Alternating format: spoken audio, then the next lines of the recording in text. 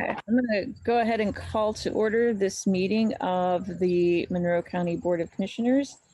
It is Wednesday, August 25th, 2021, and we will begin with our public statement read by Commissioner Githens. Thank you. We, the Monroe County Board of Commissioners, renew our commitment to welcome and protect the rights of all people, regardless of age, race, color, creed, disability, sexual orientation, gender identity, marital status, economic status, and national origin. And we affirm the right of every person to live peacefully and without fear. And we will fight and resist at every step discrimination and harmful policies, whatever their source. We also stand in support of our county public school systems, both RBB and MCCSC. Thank you so much. And for the record, I will note that all three commissioners are present: Lee Jones, Lee Githens, and myself, Julie Thomas. So next we have department updates. As Commissioner Githens noted, we've had some technical networking difficulties in the county this morning, and so some of our folks will be joining us by phone. But first up, we have Penny Caudle from the Health Department. Good morning. Good morning. Thank you for having me again. I want to start today with kind of the news I'm sure everybody has heard, hopefully, in terms of vaccination, that on the 23rd, the FDA announced approval, and that is full approval of the Pfizer BioNTech COVID-19 vaccine for those who are 16 and over. So it is no longer under an EUA, emergency use authorization. It has been given full approval for those 16 and over. It does have a new name. It is Comirnaty. And I had struggled with that last night. I had made a note and my scribbles were very difficult to read. So I'm still getting used to that new name. In the clinical trial, it did show 91% effectiveness in preventing disease. And so anyone who has been waiting for that full approval, and that was kind of what they were waiting on before they got their Pfizer vaccine, we would encourage you to go to ourshot.in.gov and find where that vaccine is available to you and schedule that appointment. That has not, the full approval has not yet been granted for Moderna or for J&J, although we anticipate those will be coming. The other news that happened in the last week was the third dose for those who are immune compromised. On the 13th, the Advisory Committee on Immunization Practices recommended that some people with immunocompromised conditions may be eligible for a third dose of vaccine because of their medical condition. Right now, that is just for those who have received Pfizer and Moderna and have been considered fully vaccinated. It does not include those who've received Johnson & Johnson at this time. The third dose does need to be given at least 28 days after the second dose was given. Those who are currently listed, it is recommended for moderately to severely immune compromised people. And those conditions are listed as been receiving active cancer treatment for tumors or cancers of the blood, received an organ transplant and are taking medicine to suppress the immune system, received a stem cell transplant within the last 2 years, or they are taking medicine to suppress the immune system, moderate or severe primary immunodeficiency, and there are a couple of very specific conditions, advanced or untreated HIV infection, and active treatment with high-dose corticosteroids or other drugs that may suppress the immune response. So if you think that you fall under that or you have questions, please talk to your healthcare provider about your condition and whether or not that additional dose of vaccine is appropriate for you.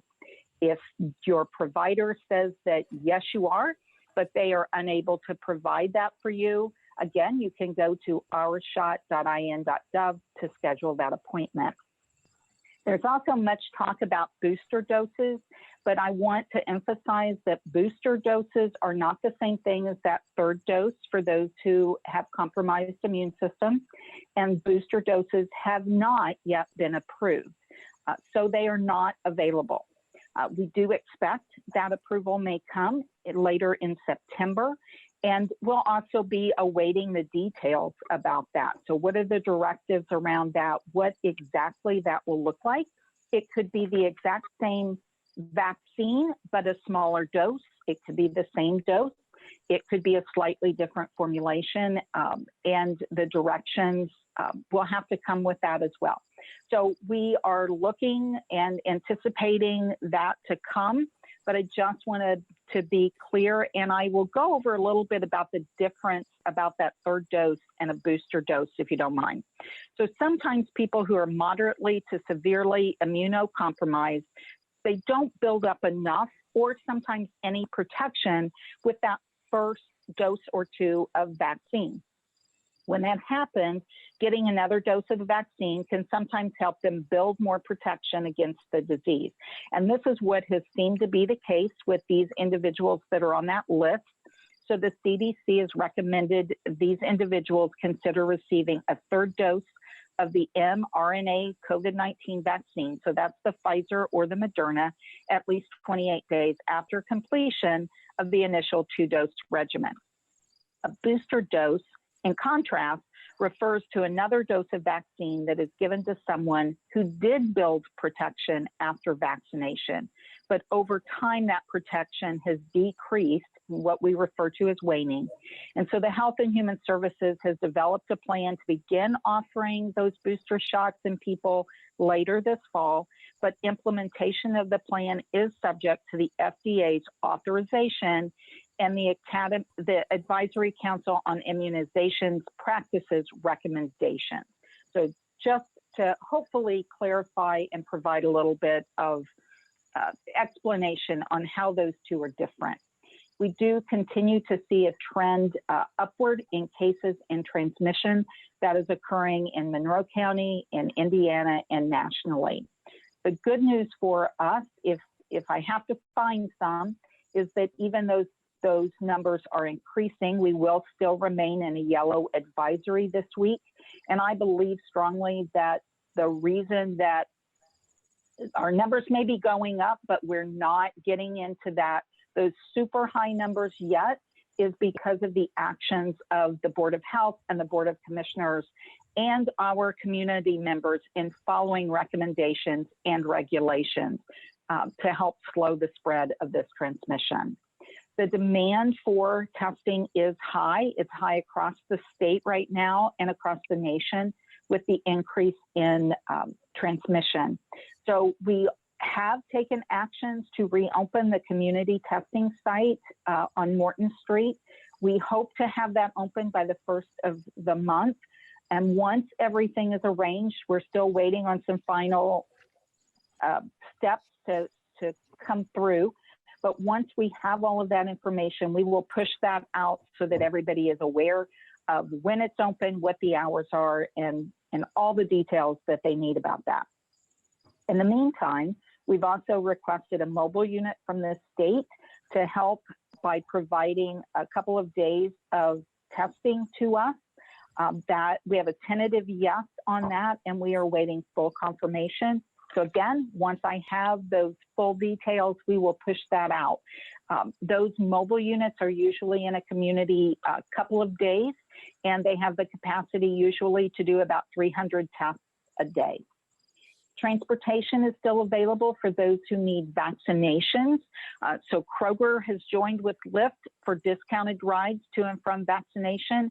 So those who want to schedule an appointment with Kroger can do that, and they can schedule an appointment and get help with a ride. IU Health also offers rides to any vaccine site in the state, and you can get that arranged by calling 1-888-IU-HEALTH and choose option 9. Those rides are free of charge. Uber is another option for those who need assistance with transportation. You can call 211 and receive a voucher to cover the cost of an Uber ride to and from their vaccination appointments, but this is only to state-hosted public vaccine sites. And so you must schedule that through the Uber app. And then the last thing that I would say in terms of our vaccination rates, as of yesterday, we were at 58.2% of our eligible residents fully vaccinated. Our Moderna Mondays are busy, and we are looking at adding some times and days to increase that availability for both Moderna and Pfizer. We are also starting our school clinics in September. And I know that there's been some scuttle talk about all of that, but these are clinics our nurses have done over the years in schools to offer flu vaccines. We do it most every year, and it is a very convenient option for families. They don't have to take off work. They don't have to pull their children out of school. This year, with COVID-19 vaccine available for those who are 12 and over, and that is one of our least vaccinated groups, we will be offering both the flu vaccine and the COVID-19 vaccine. Does require parental consent. So the school will be sending those consents home and information about it. If the parent wants their child to be vaccinated and they haven't already, then they can fill out those consents and that will be available to them. Both the flu and the COVID-19 vaccines are optional. And we've just, again, found them to be very effective, and parents usually are very grateful to have that opportunity within the school day. We are working on what vaccine distribution will look like once those booster doses are approved. There are certainly more options now than there were when we started this last December and January through May. So we anticipate people will have a lot of options for that. I do want to just remind people that it may not look exactly like it did before. We do have the school clinics. That's going to take a lot of effort from our staff. And then just places and circumstances are different. So we have to kind of look at what we did, what worked, and figure out what it looks like as we go forward. So we are working on that. We will need those volunteers again. We have been extremely grateful for all of the partnerships and the volunteers that we had this past year. And we are not done with them. We still need them, and we will be calling upon them in the coming months. And that, I believe, is what I have for you today. Excellent. Thank you so much. Comments, questions, Commissioner Jones? Just that I'm very, very pleased to hear that we will be having a testing site again, and I hope people take advantage of it. Mm-hmm. Commissioner Githens? Yeah, yesterday I heard about a relative who was fully vaccinated, got a breakthrough case, and was so dizzy that she fell and broke a rib. So that there are all these other things that happen because of COVID. It's just, it just keeps happening. And so I just want to urge everybody to get vaccinated. Yeah, good point. And for folks who want to stay informed when the site opens and other issues related to COVID, but also weather alerts and things like that, please sign up to receive updates from Monroe County. You can do so at co.monroe.in.us and click on the megaphone. You can choose text, call, email, or all of the above to receive information. And our health updates are pushed through on that notification system. So it's a great way to stay informed about what's going on. Thank you so much. I know that putting together a testing site again is not just a matter of snapping one's fingers. So I appreciate all the hard work that's gone into putting this together. Hopefully it'll work out. And we look forward to hearing more next week. Thank you, Ms. Caudill. Great. Thanks. All right. Next we have Allison Moore. Good morning, commissioners. Thanks for having me this morning. I heard a little chatter right before the meeting started about the heat that we are having in our area. And so I would want to start with that. Today, tomorrow, and Wednesday, the highs are 90 or above. And so we have once again opened our cooling stations. Those are at various fire stations jurisdictionally around the community. We have all of those listed with their addresses and a phone number on our emergency management website. And we encourage you, if you do not have air and you are thinking that you are overheating, to take advantage of that. They are open from 10 until 7 every day, today, tomorrow, and Friday. We also encourage you, if you do have to be outside, we first encourage you to stay in during these 3 days and continue to monitor the weather in case that changes into the weekend. But we encourage you to stay in if you can. If you cannot stay in, we encourage you to continue hydration, stay in the shade if you have that opportunity, and just make sure you're drinking and checking on those around you if you're an outside worker during this time. We do have blood drives scheduled this week. They are our last 2 drives at the Monroe County Convention Center. So I want to take the time real quick to thank them. They have been a wonderful partner in the drives that we started last year during COVID. We decided when we had such a shortage of blood that this would be a great way that the Board of Commissioners and Monroe County government could give back to our community. They have been nothing but successful, and we could not have had the success we've had without the partnership with the Monroe County Convention Center. So I'd like to give kudos to them. They've been wonderful. We will continue to have blood drives throughout the year, but they will be at various locations. So there are a couple spots still open for tomorrow's drive and on Friday drive. So go to the redcross.org website and see if a time slot is still open in on that last drive we have at the convention center. We do have all of our drives up and their locations and dates on our county website for the rest of this calendar year. And they are going to be at various locations announced every week where those monthly drives are. So stay tuned for that. We do have masks available. We continue to push masks out to various organizations and departments that need those. Feel free to contact our office if you do in fact need them. And we are still assisting residents in recovery of the June 18th and 19th floods. We have 90 that have now filled out applications for the Indiana Disaster Relief Fund. And we are continuing to work with those families. Of course, those were individuals that got denied the SBA loan application, as that's the first step.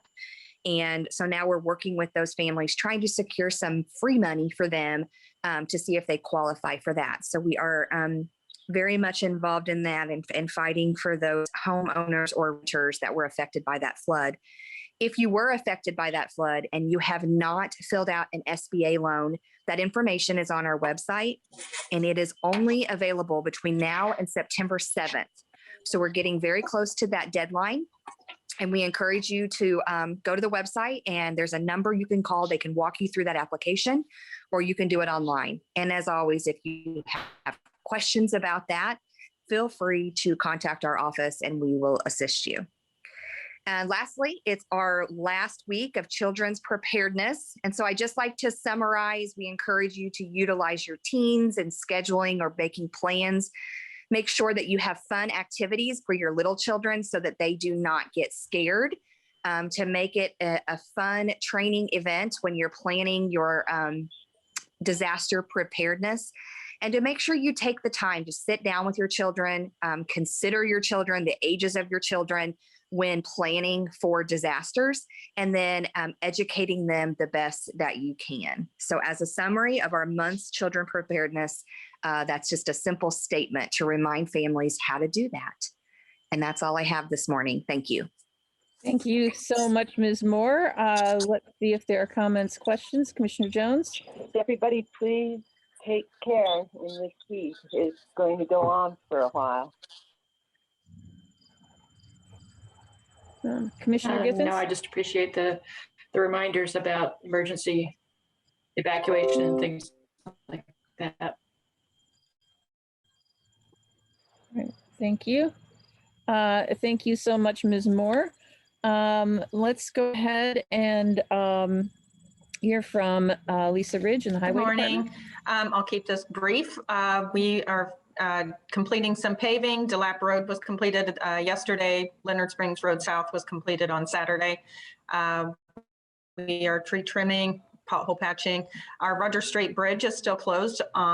It should be open. It seems like it's on track to open in the next couple of weeks. And if you have any questions, I'll be happy to answer them.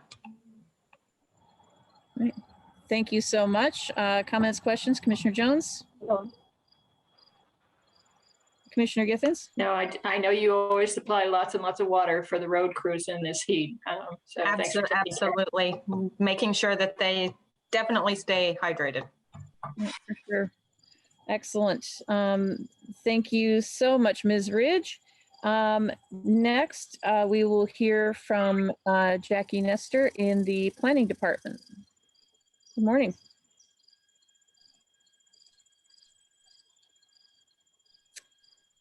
Hello, good morning, Commissioners. Thanks for having me. I'd like to give a quick update on our county development ordinance and where we're at currently. So right now we are in the process of drafting Module 2 out of 3. Module 2 is information regarding the draft zoning map and the use table for people that live and work in Monroe County. This will be most important, most likely for people that are interested in what they can do with their property. So right now we are scheduling some public information meetings. The first of which are in-person meetings as requested after we met with township trustees to have an in-person option. In order to sign up for our in-person meetings, you can do so by going to monroecdo.com, and there is information on there on how to fill out a survey and sign up for the in-person events. We are doing that through the survey just so that we can take all the necessary COVID precautions and space people out appropriately, and we'll be meeting at outdoor county park shelters in order to follow the best guidelines that we have available.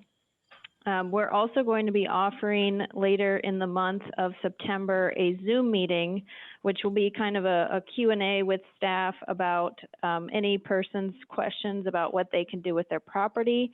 So please stay tuned on the monroecdo.com webpage for that information. And then we've also just released the draft zoning map link on our website, as well as a quick 4-minute how-to. And so people can go to the link, type in their address, find their property, see what the proposed zoning will be and the existing zoning, and then there's also a link to fill out a survey about how they want to comment on that proposed zoning, any questions that they have, and that will all be automated and sent to staff, and we will be able to follow up with anyone that has any questions or would like a callback or anything like that. So we are excited to be proceeding ahead on Module 2, and like I said, please stay tuned. We do have a Facebook page, and we also have the monroecdo.com website, and of course the county website that we'll be posting updates to. And if anyone has any questions or wants to reach out directly, our phone number is 812-349-2560, or you can email planningoffice@co.monroe.in.us. Does anyone have any questions? Thank you so much, Ms. Nestor. Comments, questions, Commissioner Jones? No questions. I would like to urge the community to please get involved in the process. As much public input as we can get. Yeah, it's a really good point. Now's the time to get involved for sure. Commissioner Githens? No, thank you. Would you, Jackie, would you, Ms. Nestor, sorry, would you read through the dates and locations of those outdoor meetings? Sure. So our upcoming meetings will be, and let me just pull that open real fast so I make sure I have that absolutely correct.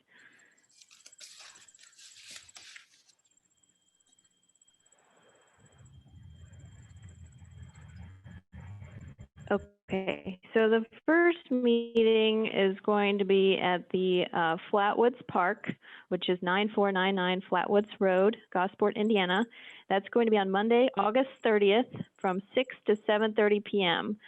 This meeting is, we're kind of scheduling these so that people by township can show up. So considering kind of the Bean Blossom, Richland, that kind of territory up there, Richland Township, all meeting at this shelter. So if you have any questions, you can let me know either by email. I sent that out, or I gave the planning office email. That's the best way to reach us. And then the second meeting in person is going to be Thursday, September 2nd, 6 to 7:30 p.m.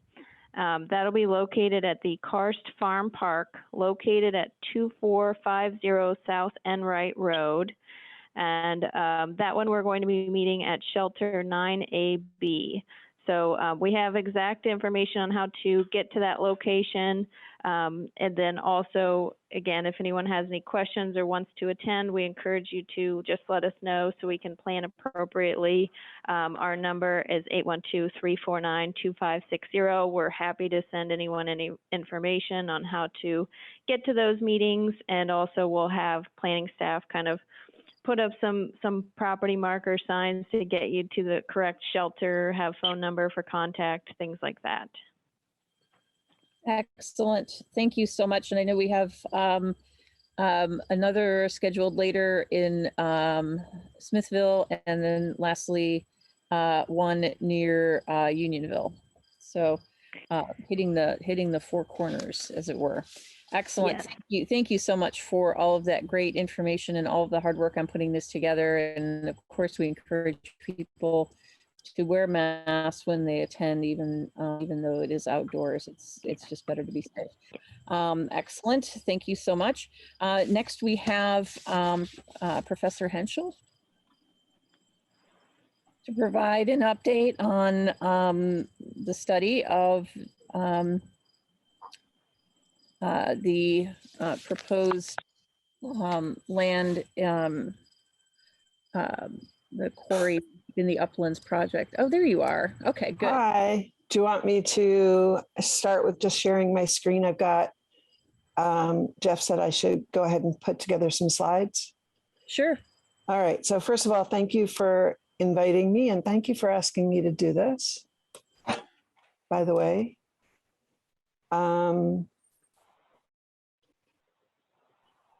I think for people that aren't on the line, there is a question right now about buying some property that surrounds one of the very recently delisted Superfund sites in Bloomington, or in the county for this particular one. And I think I'm relevant, and I think I was asked because I'm both a risk assessor and a toxicologist, and because I've been participating in some of the citizen oversight of what's going on with these sites since pretty much I got here. So I participated in the Citizens Information Committee meetings and discussions from the early 90s. So I was asked to look at the Bennett's Quarry as a possible park project and think about potential health concerns.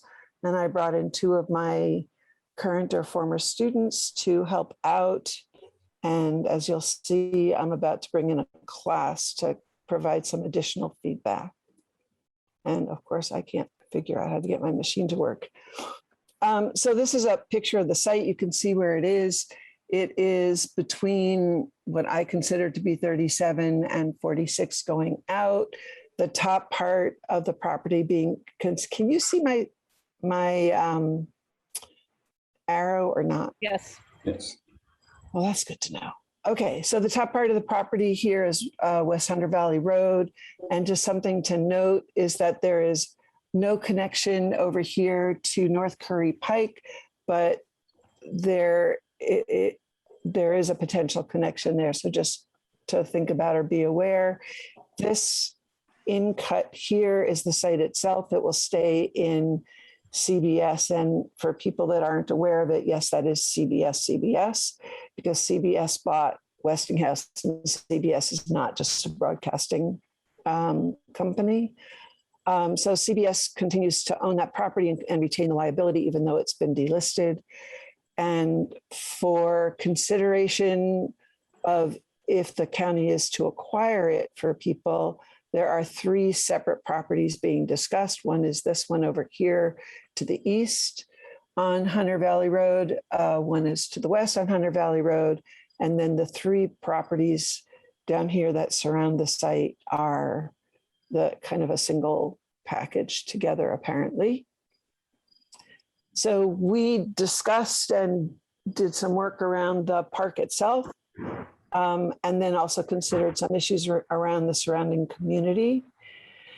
Within the park itself, we had, as our main populations of concern within the park, though we'll talk about that in a minute, is park visitors, and there's proposed to be a potential park employee that would be on site for either a part-time or a full-time work week.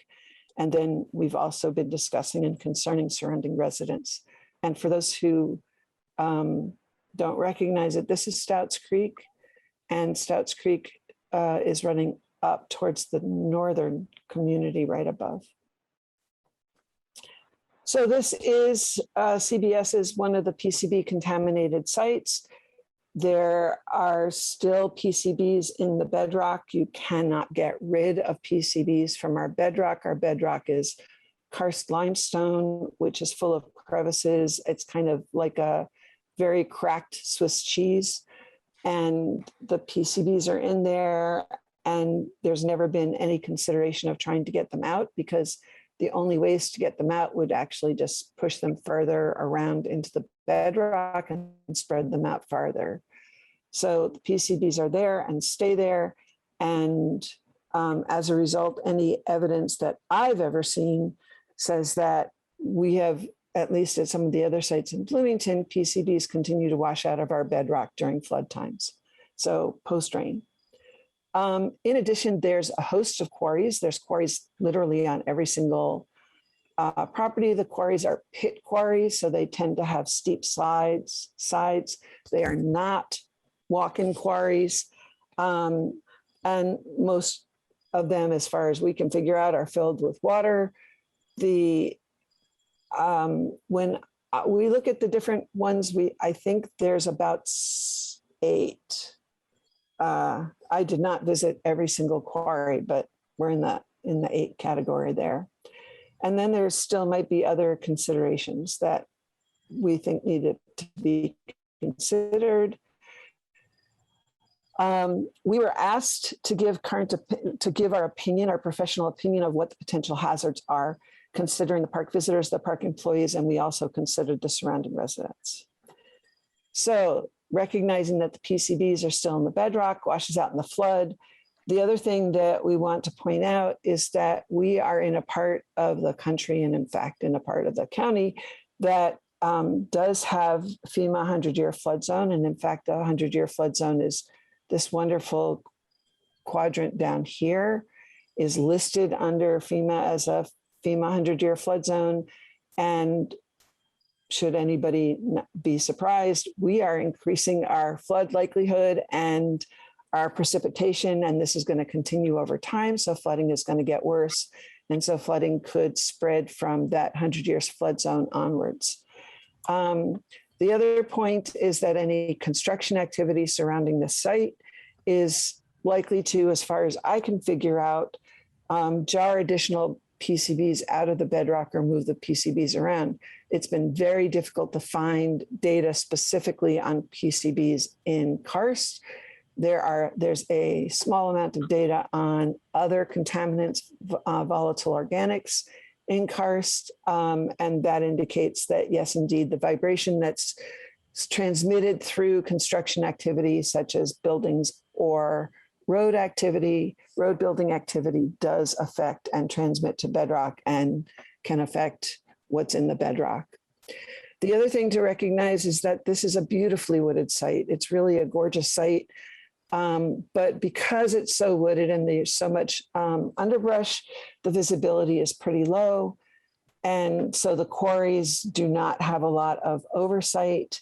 And so there's a potential for activity around the quarries. There's a potential for swimming. There's also seems to be evidence, and there's hearsay, as in people say, yes, they know people that go swimming in at least one of the quarries. And there's trash around, indicating that, yeah, there's use of the quarries in some way, shape, or form already currently, and the visibility is low. So any accidents are a problem. All right, so PCBs for park visitors, we think that the PCB exposure is pretty low for temporary visitors. My personal opinion is if I were pregnant, I'd probably not go more than maybe once, and probably not go at all, because embryonic exposure is the most sensitive stage, and I probably wouldn't want to increase my exposure to chemicals, especially something that's known to affect development like PCBs. So it's low, it by no means, as far as we can figure out, is likely to hit that a hazard concern level for non-cancer or cancer, but also recognizing that exposure is effectively on top of everything else everybody's exposed to. But there is some exposure, especially post-rain. And we could, and I don't know why I can't get this back again, we could explicitly smell PCBs when we were there, kind of down in this area. So, and we were there post-rain in the spring. So there's, and there's also notes of a PCB odor from another company that came through. So we are concerned about the possibility for accidents from the quarries, as any swimming situation is a potential concern. And right now, there's not a whole lot of access to these sites. Hunter Valley Road is, dead-ended, and not a whole lot of people come through. But if these sites were made more accessible, we think that there's a possibility for the likelihood of both more visitors and more homeless to be there. As far as a park employee, they'd be there full time. Again, the calculations are still within reasonable for exposure to the PCBs, but we still think it would be better if the park employee were not pregnant or nursing. In terms of the surrounding residents, and particularly the people that live north, there are likely to be some PCBs in the fish continuing over time. If you are one of those people that like to fish in the creek and eat the chub, then you are likely being exposed to PCBs. If you walk along the creek, especially post rains, you are likely being exposed to some levels of PCBs. At this point, the amount is probably not a whole lot, but it is something to consider whether or not there are concerns about it in the future with additional flooding and additional washout. So right now, after we address questions and concerns that are raised by the commissioners and the council, we'll finish the draft report. And then in addition, my risk assessment class this semester is being assigned this site as their case study, because with 40-something students in teams of above a dozen, we haven't assigned out the teams yet. We're hoping to get additional thoughts, particularly about the non-chemical types of hazards that might be associated with turning the site into a park. So, and I'll stop sharing. Thank you. I'd be happy to answer any questions if you want. Okay. Thank you so much. Commissioner Jones, comments, questions? That's a lot to think about. I guess I don't have any questions right at the moment. I look forward to having time to go over the written report much more closely. Yeah, what I tried to give you was a very short summary at this point, because it seemed like when I talked with Jeff and Margie, they said they thought it would be good to give you something digestible right now. And in addition, I was explicitly asked to give opinion. So there is opinion there marked as opinion. As a scientist, I'm not used to that, just so you know.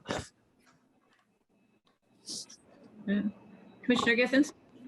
Yes, well, I've read through your summary report. I appreciated it. And there is a lot to digest even with that. But even right now, accidents can happen in those quarries, correct? Yes. And I think one of the things that we as commissioners have chatted about at least is who is the best steward of that property as we go forward. So I hope that you'll keep that in mind as you share opinions with us also. I agree, but even just giving the opinions as I have, for me, is uncomfortable. Sure. I don't think I want to tell the commission or the council what liabilities they want to assume or what liabilities they consider to be their responsibility to take on. Mm-hmm. So it's not even that. It's would there be less development occurring if the county were to own the property versus other entities? So, Commissioner, I honestly feel like I will not be the best person to say that, but I do hope that I do intend to have the students consider those issues, but I honestly am not convinced that I am convinced that the council and the commissioners are better posed for answering that question. Honest. thank you. Okay.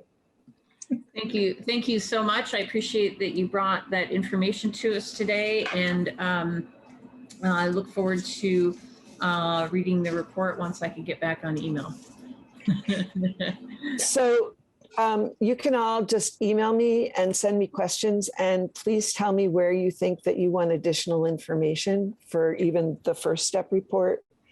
I would be happy to fill out and expand. Right now, it's obviously longer than this, but we don't really know what you want to focus on and what questions you want addressed that are not there yet.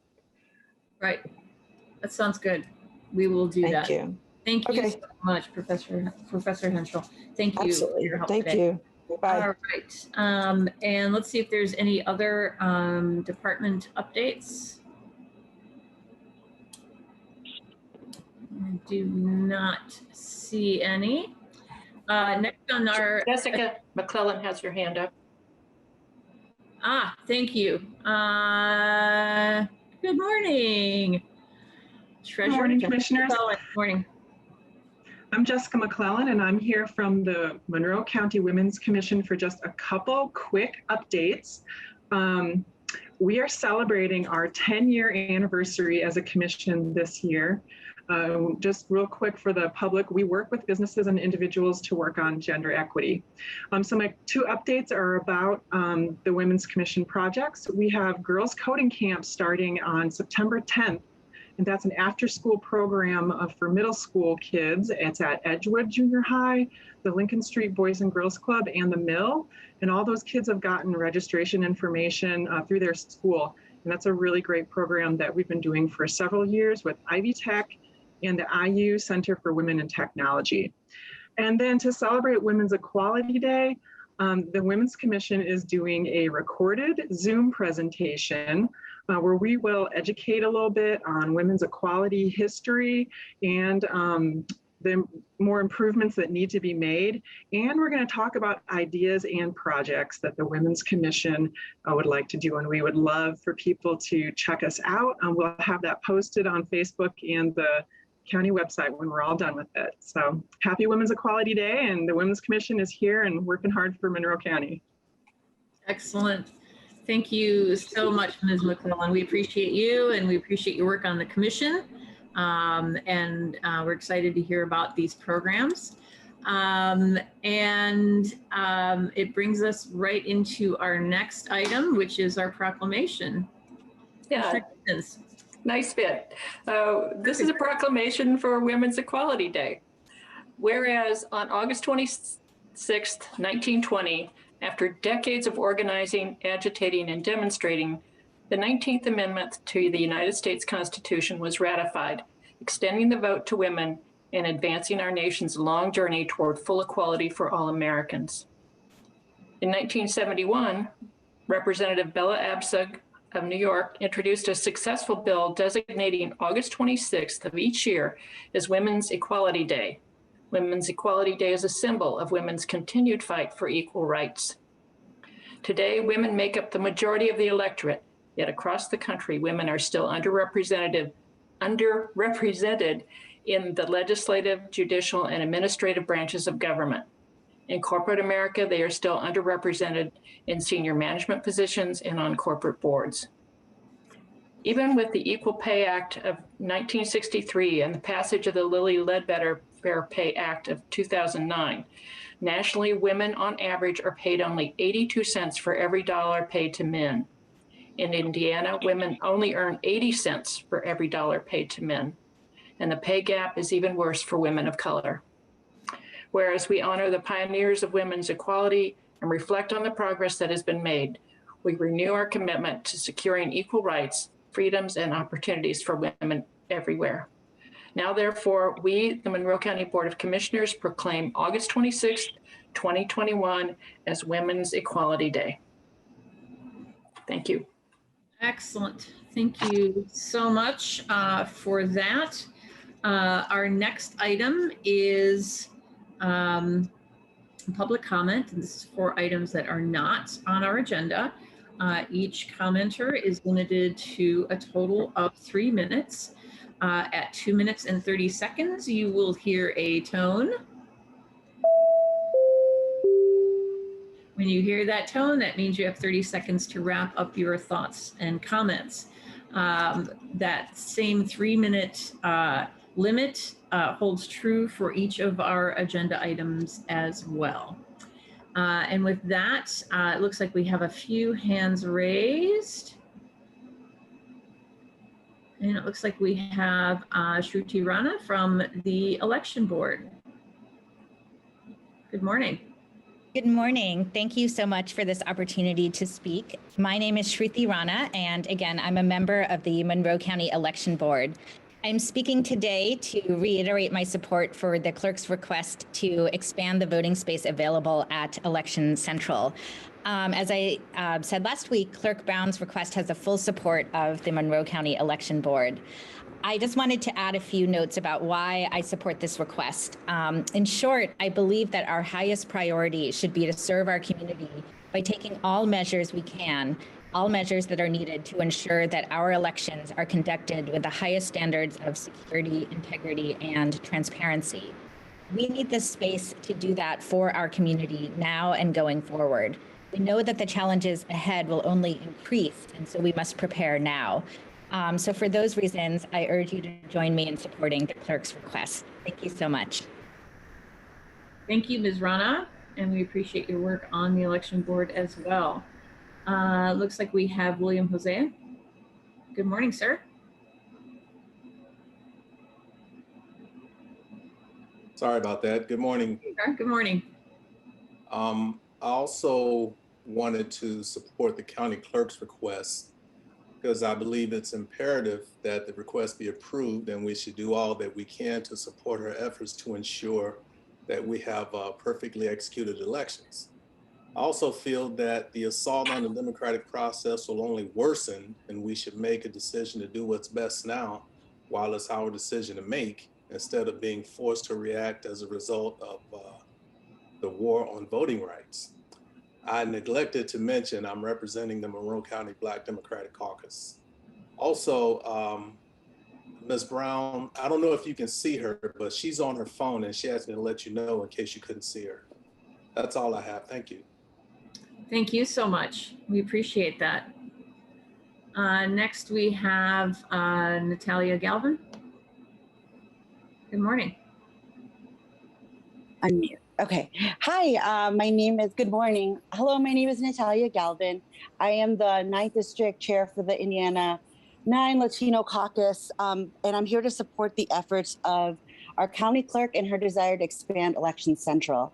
I'm also on the executive board of the local chapter of the National Organization for Women, and echo all the points we made at last week's meeting with our statement read by our president. As a resident of the Near West Side neighborhood, I would walk past Election Central almost every day during early voting last year. Personally, I spent over an hour and a half in the early voting line during the primary of 2020. I see this as a voter suppression issue. Not everyone is as privileged as I was to spend that amount of time waiting to vote. Further, I'm frustrated by this process of attending each commissioner meeting to make this a priority. As the previous speakers have said, we have elected Clerk Brown to be the subject matter expert in this area, and she's requesting more space to avoid a repeat of 2020. Finally, as a very active volunteer who encourages people to early vote, Clerk Brown is absolutely right in her statement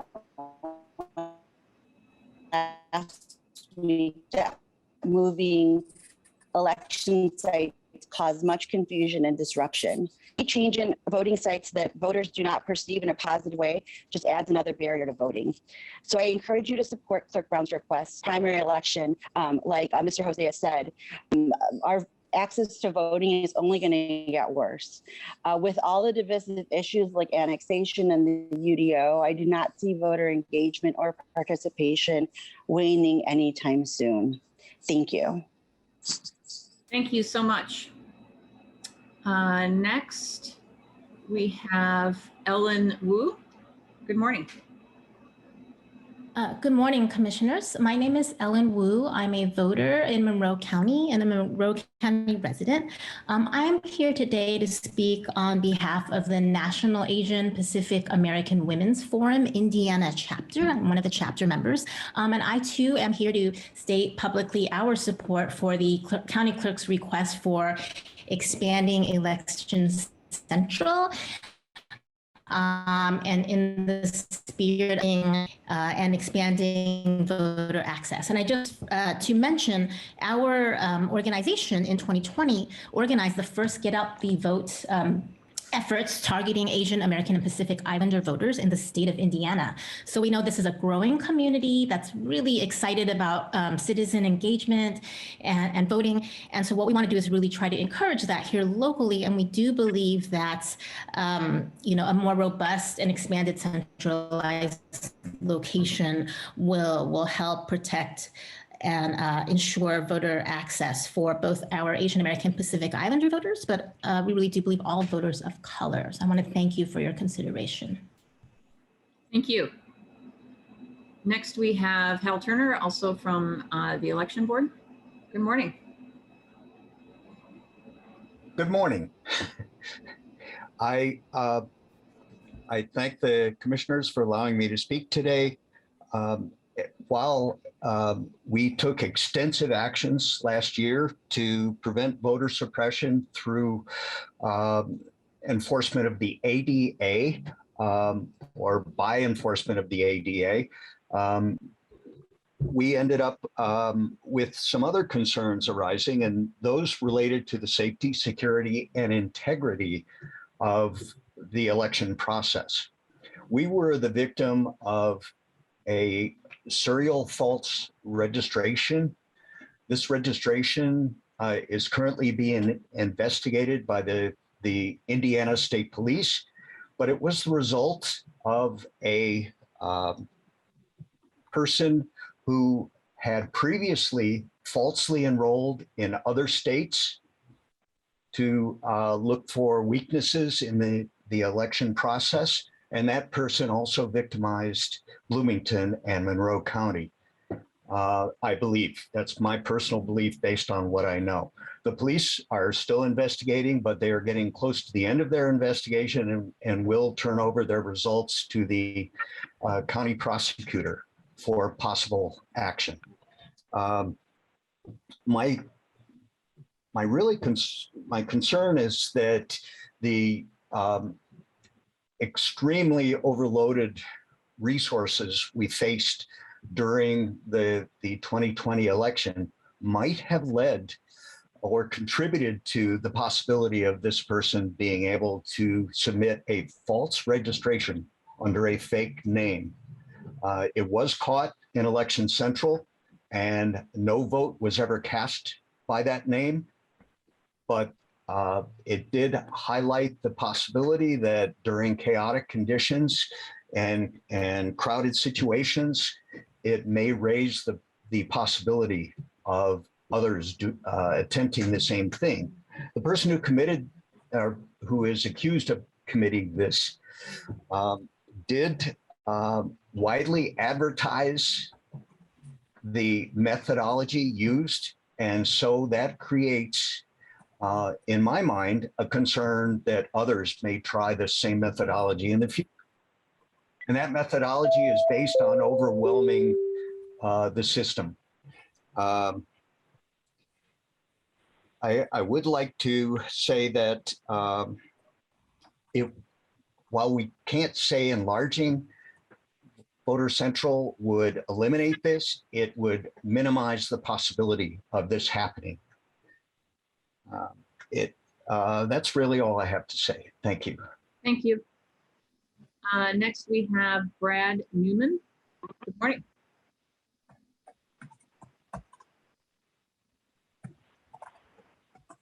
Can you hear me, Commissioner?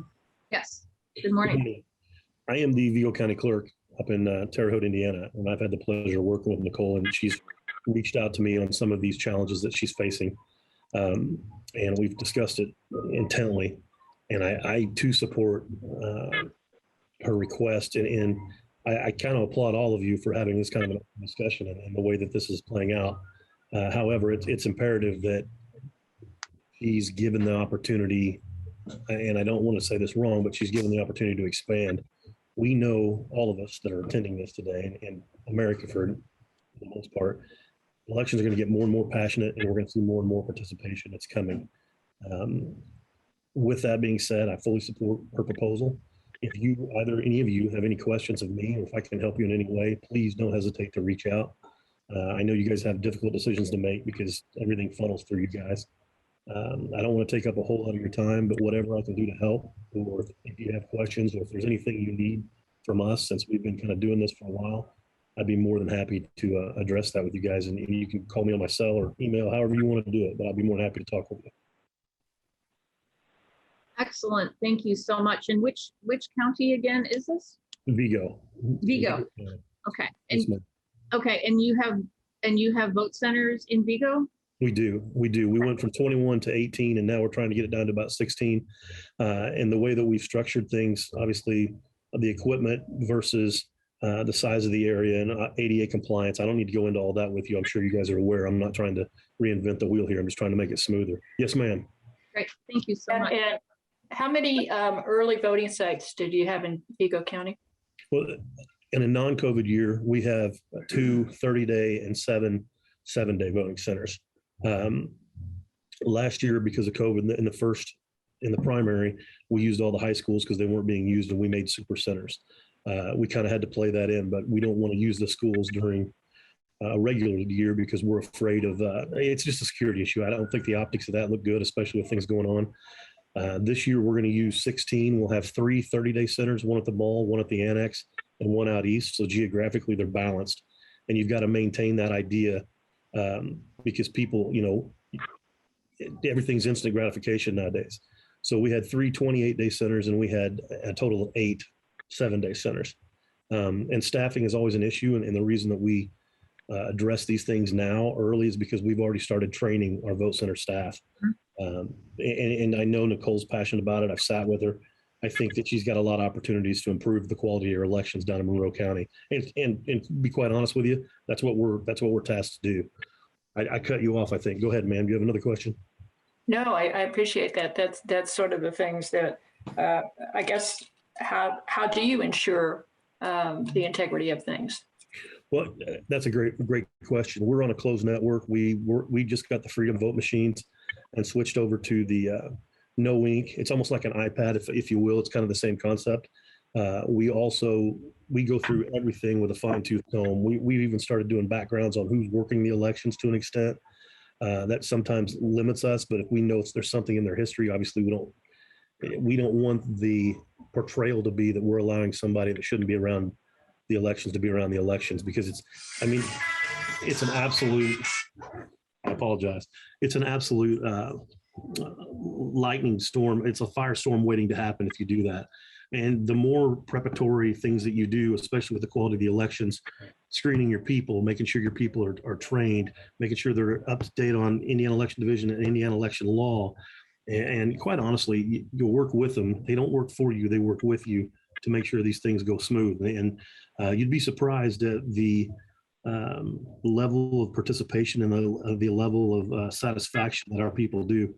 One of the things that you would ask about, what else do we do in Monroe counties? I applaud them again. I'll say that again. I can explain why in person, but we've started doing after action reviews where I bring in all of the election workers and my election staff, and we talk about what went right and what went wrong, and how can we improve the quality of the election, and what can we do on every level, whether it be my level, the training level, the operations level. And Nicole has been very passionate about that, and I think you guys are on the right track. I think she needs some more room, and I think we need to. In my personal opinion, you guys are the ones that make the decisions. I'm not trying to talk down or anything like that, but I think she needs the tools to be able to make this happen. And I think you guys can help her do that. Excellent. Thank you for joining us this morning. I'll see if Commissioner Jones has a question for you. Yes. Maybe not. Okay. But thank you for joining us this morning, and we will be in touch if we have questions. We appreciate that offer. Thank you, guys. It was nice talking with you. Thank you. Next, we have Abby Ng. Good morning. Hi, my name is Abby Ang. I'm the Vice President of Monroe County National Organization for Women, and I'm speaking also in support of Clerk Brown's request to expand Election Central. I view this as a really important step for voting access, and I remain very concerned about increased measures for voter suppression nationally, as well as in other states, and in the state of Indiana, especially with lines going to be redrawn fairly soon. And as Professor Wu has mentioned, this is also a racial justice issue. And thank you very much for listening. That's all. Thank you. Thank you so much. I think it's gratifying to see so many people interested and concerned. I think our elections are the bedrock of our democracy. And we do want to ensure, and I can speak for my colleagues on this, we are interested in ensuring that the elections proceed in the best way possible and are accessible to as many people as possible.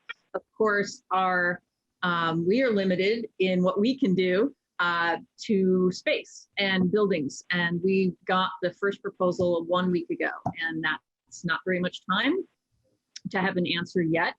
But we will have an answer, and we do plan to attend the election board meeting on September 2nd to talk through some of that as we're working through it. But part of it is also the election board and satellite voting locations during early voting, and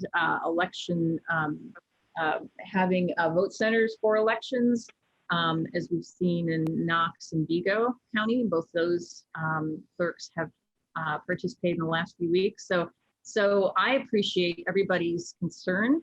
I think it's a good sign to see so many people interested in making sure our elections run smoothly, and we are on board. I can say that without hesitation.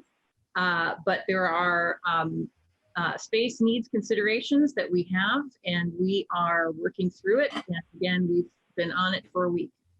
We've talked about it before that, but we just got the proposal 1 week ago regarding square footage. So thank you all for participating today. And let's see, I don't see any other comment. Nope. Okay, so with that, we will move on to our next agenda item, please. Move approval of the minutes for August 11th, 2021. Second. All right. We have a motion and a second. Comments, questions? No, I don't. Mr. Cocker, will you please call the roll? Commissioner Thomas. Yes. Commissioner Jones. Yes. Commissioner Githens. Yes. Motion is approved, 3-0. Thank you. Next item, please. Move approval of the minutes for August 18th, 2021. Second? Any comments, questions, edits? No. Commissioner Githens, please. Yes, I sent one correction to Ms. Freeman late yesterday afternoon. And then also I would like to ask that the document that Ms. Brown sent to us last week and put up on the screen, that be added to the minutes. Perfect. It's hard to capture that without, actually being able to see it. So. Yeah. Very good. I agree. I think that's a great idea. Mr. Cocker, will you please call the roll on the approval of the minutes for August 18th, 2021? Commissioner Thomas, Yes. Commissioner Jones, I was absent, so I'll abstain. Commissioner Githens. Yes. Motion is approved 201. Thank you so much. And now on to our next item, please. Move approval of the claims docket, accounts payable August 25th, 2021, and payroll August 27th, 2021. Second. We have a motion and we have a second. Mr. Miller, good morning. Good morning, commissioners. The total for claims was $915,275.30, $294,734.53 was for food and beverage tax distribution for the month of July, $146,548.05 for Motorola Solutions to purchase repeaters, equipment, in addition to annual maintenance and subscriptions for Central Dispatch, and $82,251 was for Solar Energy Solutions for a solar energy project, providing design, engineering, management, panels, inverter, wiring, and installation of solar panels.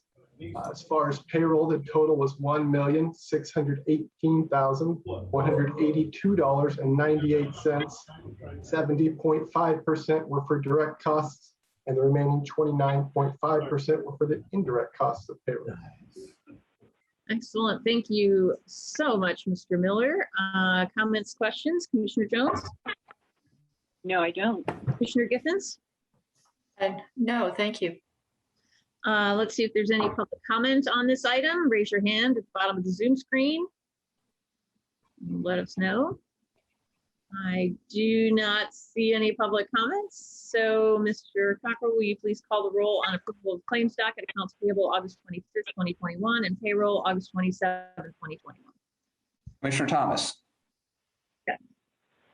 Commissioner Jones. Yes. Commissioner Githens. Yes. Motion is approved 3-0. Thank you. Thank you. Thank you so much. And let's, I will note for the record, before we move on to new business, that we have received a report from the treasurer. It is for July 2021. And business item A, please. Move to approve E&B Paving LLC for Karst Farm Greenway. Fund name, Next Level Trails. Fund number 9107-30006-0000 in the amount of $813,138. Second. We have a motion and we have a second, and we have Ms. Whitmer here. Good morning. Hello, good morning. Margie asked me to speak on this item. The agreement enlists E&B Paving LLC to serve as a general contractor for the northern section of the Karst Farm Greenway from Ellisville to Woodyard Road. It's a recreational trail to be built upon a former railroad corridor, which Monroe County has been authorized to improve and develop. The project includes trail construction and associated sites improvement along the former railroad corridor, over which Monroe County has interim trail rights. The total amount not to see that you got that. 813,130. I'm here too. Oh, are you? Okay. Yeah, I'm here too. I just don't have video. I'm in the courthouse and I'm using my phone. We have, what Kelly was saying is we have interim trail rights to use this corridor. And so we don't own the corridor, but we do have the interim trail rights given to us to be able to improve the corridor. And so as you remember a few months ago, you awarded a contract to E&B Paving. We have not, I've sent them the contract. They've approved it and signed it, but we hadn't executed it yet because we were having a bit of a cash flow issue. The council approved a $500,000 transfer from the rainy day fund last night. So that's going to fix our cash flow problem. And so now we're ready to go. This will be the first phase of a 2-part trail. It will eventually connect the town of Ellettsville to the Karstrom Greenway. And so what we're asking you to do today is approve this first phase. We expect to be able to come back in the fall and ask you to we'll do the bidding for the second phase. And hopefully our goal is to build that second phase of this trail next spring. We have to be done with this project completely by the fall of 2022. And you'll remember that we received a $2.3 million grant from the DNR to build this trail.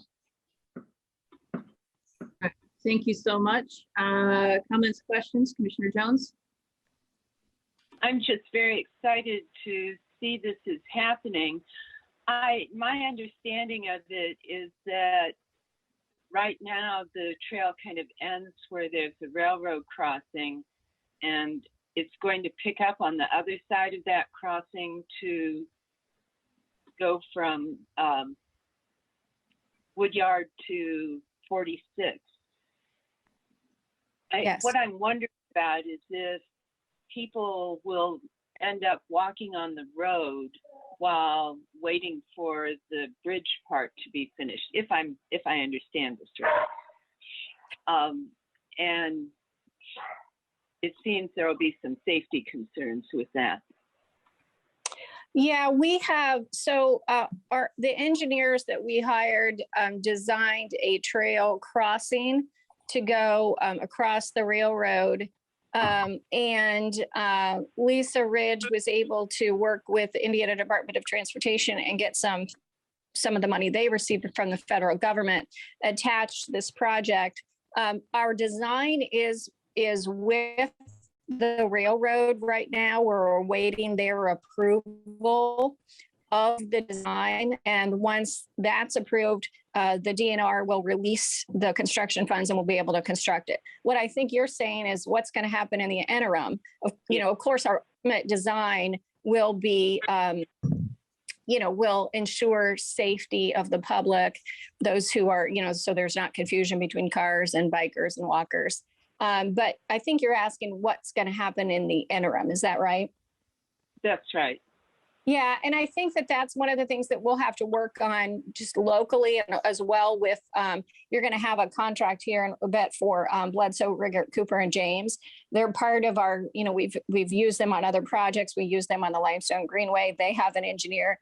And that's the kind of thing I think we'll work with them to make sure we have the right signage up, if we have barricades somewhere, or if we need to do something, because we feel like people are at risk, we'll certainly take every measure to keep people safe. And, we staff-wise here in Monroe County, we have planners, highway, parks, legal, commissioners and council. We've worked together, have this sort of collaborative, informal team to work on trail projects, because the fact of the matter is it's nobody's job to do trail projects here in the county. We just have sort of come together as a collective team to work on it. And so I will make sure that when we have our next, what we informally call ourselves the internal trail group, when we have that next meeting, we put that on our agenda and we talk through that issue that you just raised, because I think it's a good one. Okay, thank you. Commissioner Githens? Yeah, since I sit on that internal trail group, the frustration with the railroad has been immense at times. Anyway, I'm really pleased that we're moving forward. I just am really supportive of all the trails that we have. Gets people outside, allows for socialization, just does all kinds of good things, especially in the time of COVID. So I appreciate the fact that this is moving forward. Yep, I agree. And I do think it's wonderful to move forward. And I think just to clarify, when Ms. Rice said there was a cash flow problem, it was not a county cash flow problem. It was a cash flow problem of getting grant money in and then fulfilling contracts. So I just want to clarify that for anybody who might have heard that and their ears were peaked. So let's see if there's any public comment on this item. Just raise your hand on the Zoom screen.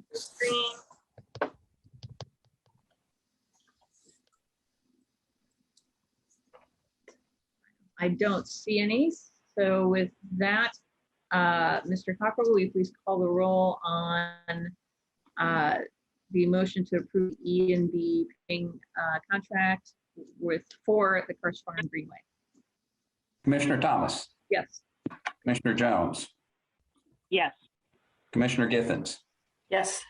Motion is approved, 3-0. Excellent. And next item, please.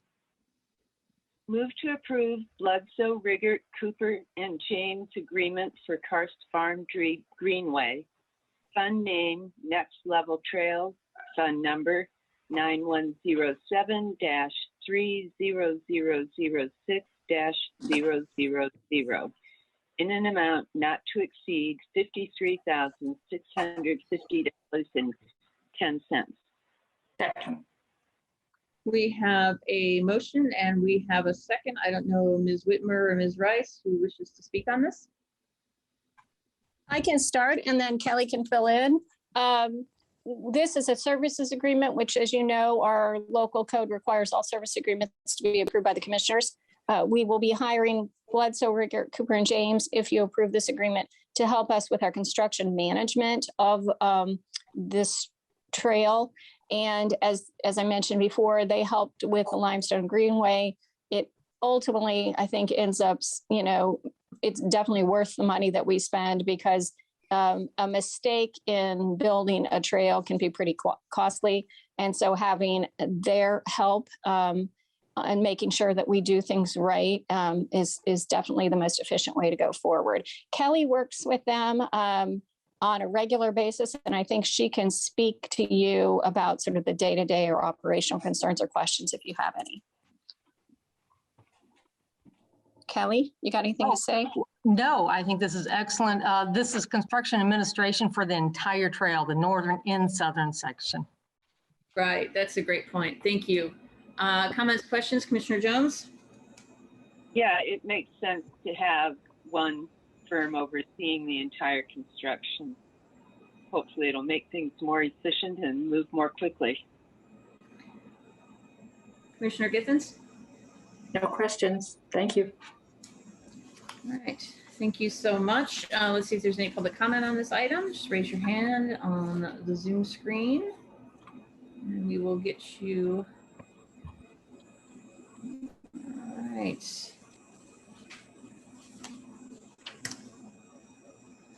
Okay, seeing none. Mr. Cockrell, will you please call the roll on the motion to approve Bledsoe, Riggert, Cooper, James Commissioner Thomas. for Karst Farm Greenway? Commissioner Jones? Yes. Yes. Commissioner Githens? Yes. Motion is approved, 3-0. Excellent. Thank you so much. Thank you. And we'll now move on to item C, please.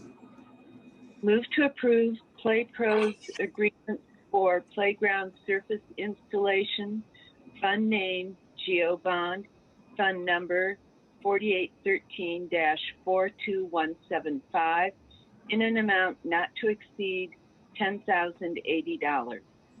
Second. We have a motion and we have a second, Ms. Whitmer. Yes, this is an agreement with Play Pros. They are experts in playground installation and playground surface installation. Our staff needs their assistance in putting the safety surface down. And last time we had them out at Cars Farm Park in March, they were an excellent crew. It's a per hour or per day type of an agreement, which means if we get done early, we will send them home early and we will pay them less. So it's a win-win on all around. All right, thank you so much. Comments, questions, Commissioner Jones? Yeah, I'm curious what material this surfacing is made of. Well, actually, it's a complete system. You either have a concrete or a stone base, which we will have a stone rolled base. It is crumb rubber loose, but it's also big bags of crumb rubber it's like big pillows, and you put it down. The children never touch this material whatsoever. Then we have a top layer of what most people would call artificial turf, and then we do the seams that way. So when someone falls on this particular surface, it has a lot of give, and it scores very highly on the national safety standards. Did that answer? Yeah, that sounds pretty ideal, but I take it it's not so soft that it would cause any difficulty with walking on it or anything. No, and wheelchair access and walkers are very good on this particular surface. Great. Okay, thank you. Thank you so much. Comments, questions, Commissioner Gittens? No. Look forward to seeing the new playground. Yeah, we'd have to do that ribbon cutting we talked about last week. And let's see if there's any public comment on this item. Just raise your hand on the Zoom screen. I do not see any. So with that, Mr. Cockrell, will you please call the roll on the Play Pros agreement for playground surface installation? Commissioner Thomas. Yes. Commissioner Jones. Yes. Commissioner Gittens. Yes. Motion is approved, 3-0. Thank you. And next item, please. Move to approve Play Pros agreement for playground installation. Fund name, GeoBond, fund number 4813-42175 in the amount of $121,284.40. Second. We have a motion and we have a second, and tell us all about it, Ms. Whitmer. Play Pros again, they are a certified instructor of the LSI equipment that is going in. This is not a simple installation. They're actually doing all the earthwork. They're putting all the drain tiles in. They're putting all the drainage underneath. We have curbing. We have sidewalk. It's more difficult than a normal flat playground that's going in. And then they have control of the site, so everything can go in perfectly, and everything is to Bledsoe, Rickard, Cooper, James specifications and ADA requirements. Excellent. Thank you so much. Comments, questions, Commissioner Jones? Yeah, do the curbs and drainage and everything, do they happen on the surface or is it next to it, or? You can't see any of it. It's all below ground. And that's why Bledsoe has engineered everything so we can keep the surface going and the water going underneath the playground, not on top of it. Okay, great. Thank you. Commissioner Gittens? No, thank you. Thanks for working on this. I know it takes a lot to organize something this monumental, but it's going to be a great project. Let's see if there's any public comment on this item. Just raise your hand on the Zoom screen. Okay, do not see any. So with that, Mr. Cockrell, will you please call the roll on the Play Pros agreement for the installation of the playground? Commissioner Thomas. Yes. Commissioner Jones.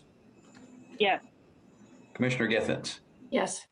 Motion is approved, 3-0. Thank you. Thank you so much. Next item, please. Move to approve Weddle Brothers agreement for Showers Building flooding repair. Fund name, Cumulative Capital Development, fund number 1138, in the amount of $38,000. Second.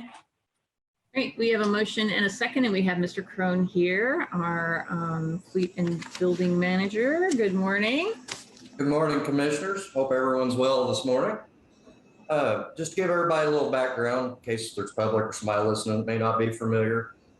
During that June 19th storm that saw so much of our downtown get flooded, we also received some substantial water damage to 2 of our county buildings here in town.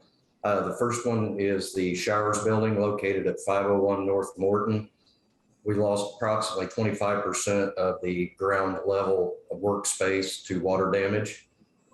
That time ServPro was called in to remediate the water, at which time there had to be drywall removed, insulation, carpeting, some wet cabinetry and things of that nature. So this first agreement that I'm bringing to you this morning is with Weddle Brothers Building Group. It is for the putback of the drywall, insulation, electrical, plumbing, and floor coverings that all had to be removed for the water remediation. This covers everything except under materials except for the floor covering, which we have purchased separately. The total cost for the putback of the Showers building is $38,000. Excellent. Thank you so much. And very important to stay on top of these things to prevent the mold and other problems from developing. Comments, questions, Commissioner Jones? Well, it was a little eye-opening how much repairing flood damage can cost, and to think that so much of the downtown suffered this, and probably everyone has expenses similar to this. It just strikes me that maybe more attention needs to be given to the possibility of flooding and what can be done in the future to prevent it. And in particular, consideration of the fact that as we put in more and more and more impervious surfaces, nothing can happen except more and more flooding.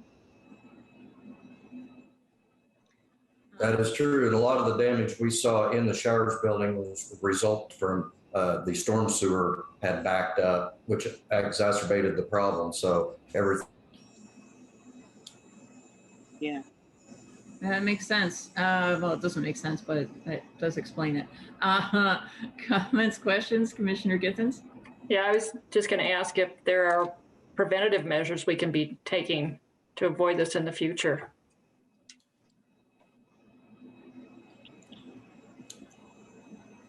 That we have upcoming that needs reworked anyway.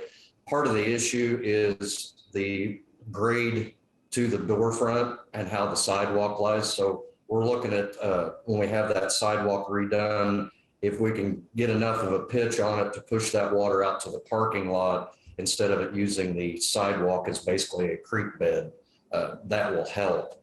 Obviously, whenever you have rains to these levels, it's hard to predict every eventuality, but there are some measures we're going to try to take to mitigate that as much as possible.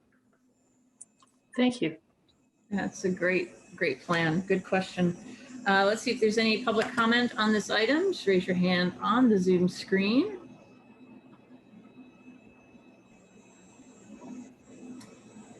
Seeing none, Mr. Cockrell, will you please call the roll Commissioner Thomas. on the Weddle Brothers agreement for the Showers building flooding repair? I apologize. Commissioner Thomas. Yes. Commissioner Jones. Yes. Commissioner Gittens. Yes. Motion is approved, 3-0. Excellent. Next item, please. Move to approve Weddle Brothers agreement for the Health Building flooding repair. Fund name, Cumulative Capital Development, fund number 1138, in the amount of $33,000. Second. We have a motion and a second. And Mr. Crone, I imagine we're going to hear something very similar right now about the health building. Yes, this is part two of what I've had started there. This is the other location, which is our health building located at 119 West 7th Street. The area that received the heavy damage is the basement area, which houses the Futures Clinic. Approximately 90% of the workspace in there was affected by water.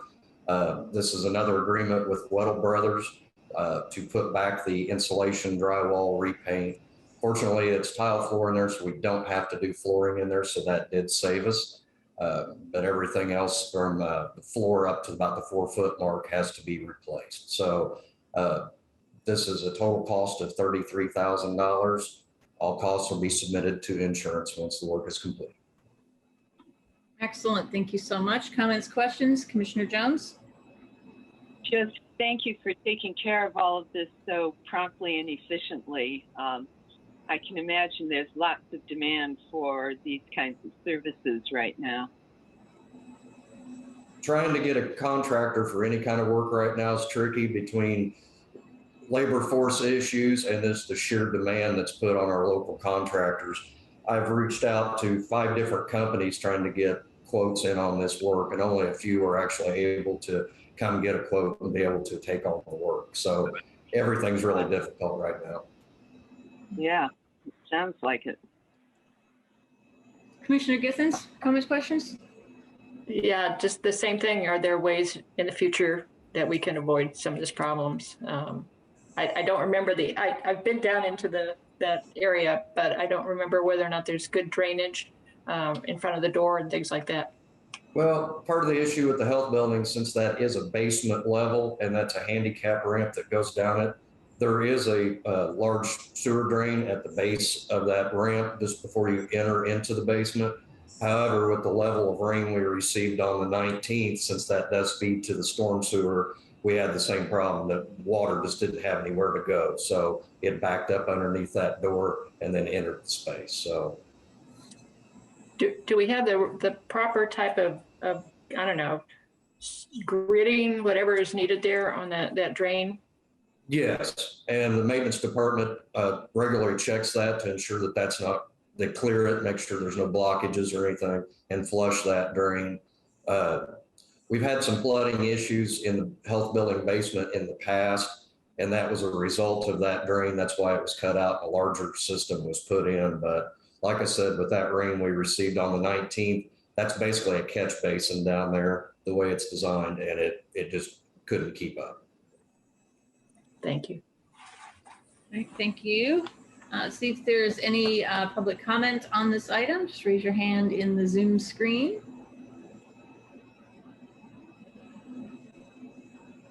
Seeing none, we will come back to the board for a vote. Mr. Cockrell, will you please call the roll on the Weddle Brothers agreement for the health building flooding repair? Commissioner Thomas. Yes. Commissioner Jones. Yes. Commissioner Githens. Yes. Motion is approved, 3-0. Thank you. And next item, please. Move to approve Monroe County Solid Waste Management District Agreement for Curry Building and Community Corrections. Fund name, County General, fund number 1000, in the amount of $1,019.94. Second. We have a motion and we have a second. Tell us all about it, please, Mr. Crum. All right. This agreement with Monroe County Solid Waste is will serve to supplement the services already provided to us by the Solid Waste District for our recycle. The areas affected are the Curry Building and the Community Corrections Building. Both locations have a large volume of recycle, and we need to add those as pickup locations as well as the additional bins required to handle the volume of recycle. This agreement covers us from a period of 16 August through December 31st of this year and is for a total amount of $1,019.94. All right, thank you so much. Comments, questions, Commissioner Jones? Yeah, there was something that I happened to notice in the agreement that there's a requirement that the lids be left on anything that's being thrown away. And I seem to remember at a solid waste management district meeting, maybe over a year ago, that they were asking that with plastic, the lids actually be left on. And I was wondering, I mean, probably this is something that I need to address to solid waste, but I was just wondering about that discrepancy. I was not aware of that original order for the lids to be off, so I will contact solid waste today and get clarification on that. That's no problem. Okay, thank you. Good eye. Good catch. Commissioner Githens, comments, questions? No, I'm just glad that we're recycling more instead of putting it into the waste stream. So, yeah. And my question is, I'm assuming that then this will, because this is an increased amount, that this is going to fold into next year's agreement. That is correct. Okay, great. Thank you. Let's see if there's any public comment on this item.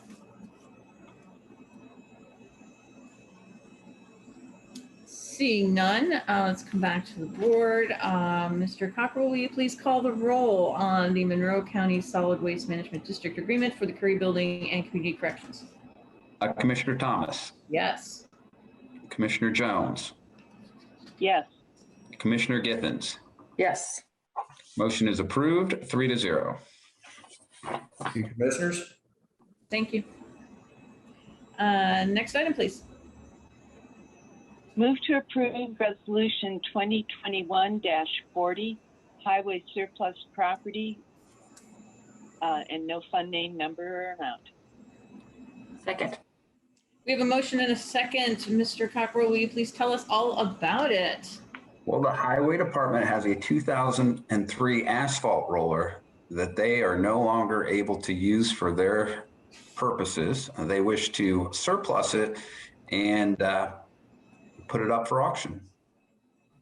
Excellent. Thank you so much. It's an expensive doorstop for a very large door. Let's see if there are comments or questions. Commissioner Jones?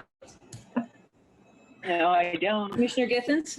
No. All right. Just imagining the door here. Yeah, huge door. I was thinking that about the laptop that I can't get into as a very expensive doorstop earlier today. So let's see if there's any public comment on this item. All right. Thank you so much, Mr. Cockrell. Will you please call the roll on resolution 2021-40? Commissioner Thomas. Yes. Commissioner Jones. Yes. Commissioner Githens. Yes. Motion is approved, 3-0. Excellent. And we'll now moving on to item I, please. Move to approve an amendment to extend operation of COVID testing site, fund name COVID Healthcare, fund number 8908. Second. We have a motion and a second, and I assume, Mr. Cockrell, that we're going to hear from you first. Yes, I think it's safe to assume. We have really 5 different things that we are looking to get approval for. The goal is to have the site operational on September 1st, and that is also the date of your next meeting, so it's kind of time critical. The first addendum to the MOU between the city, IU Health, and Indiana University is attached, and it essentially just follows the agreement we've had with them since October 9th of last year. We do use language like reopen because it has been closed for a few weeks now, but that essentially is still the agreement. We think the original agreement that the funds that were given to the county will cover the costs of this extension through December 31st, 2021. However, if not, there are terms in that agreement that requires the parties to get together and figure out the funding if that were to occur. Our current medics agreement was in a not to exceed amount, and we have not exceeded that, and we do not believe we will exceed that amount prior to the end of December 31, 2021. The lease of the space, IU Health is working on completing the lease document, but we wanted to make sure that as long as the base lease terms other than the time frame are the same, that you guys are in approval of having that executed so that we can meet that September 1st deadline. There's a cleaning contract that had been used before, and again, we want to extend that at the current rate. And then we're also waiting for an agreement from the state for labs and supplies. Again, I think that those are going to be under the same terms as before, which is essentially they are going to provide the labs and supply services. Again, we think all estimates indicate that the current funding in place will cover all the costs of this. But if not, we'll have to work with our partners to determine how to move forward if that does not occur. Great. Thank you so much. Ms. Cottle, did you have anything you wanted to add? Mr. Cockrell did a fabulous job with that. The only thing that I would add to that is we are waiting for the contract from the state. We anticipate there may be a small amount of money, maybe about $50,000 that will go with that, but we don't have an amount yet. And the fund number for those funds would be the 8908, is we would use those funds first. And then the funds that were contributed by the city and the county and IU would be used once the grant funds were finished. And those are in different funds that the commissioner's office oversees. Right. Excellent. That helps. That explanation helps as well. Let's see if there's any comments, questions. Commissioner Jones? No comments. I'm just glad that it's happening. Commissioner Githens?